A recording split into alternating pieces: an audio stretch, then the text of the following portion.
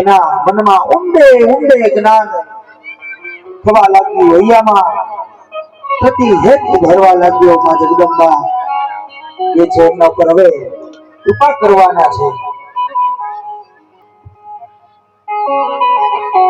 અહીંયા વસુદેવજી નારદજીને કહે છે કે નારદજી, તમે મને સત્ય દર્શનની ઝાંખી કરાવી છે. અમારા જેમ જીવનના દિવસોમાં કંસ અમારા નવા જન્મેલા શિશુઓનો સહાર કરતો હતો. એકવાર મારા પત્ની દેવકી ગર્ભવતી થયા ત્યારે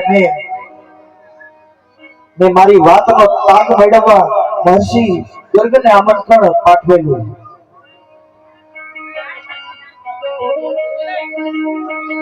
અને એની સમક્ષ આયુષ્યમાન દીર્ઘજીવી પુત્ર અમને મળે એ માટે યાચના કરેલી અને એને પૂજા કરેલી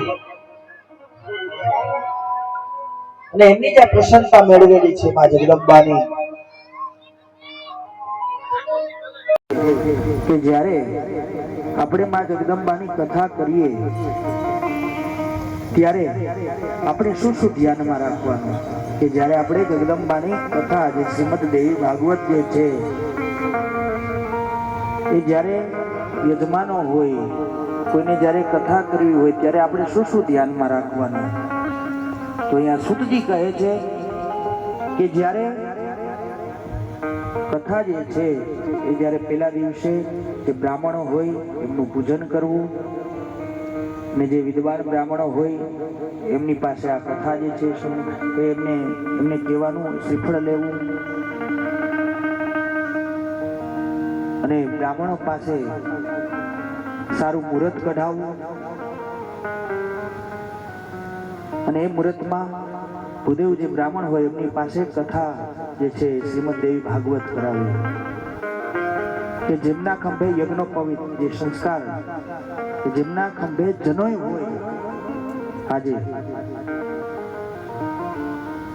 તો ઘણા જે છે એ કથાઓ કરવા માંડ્યા છે, પણ જેમના ખંભે જનોય હોય એમની પાસે માં જગદંબાની કથા કરાવી. કે જેમણે યજ્ઞોપવિત ધારણ કરેલું હોય અને જ્યારે કથાનો પહેલો દિવસ હોય ત્યારે દેવી દેવતાઓનું પૂજન કરવું.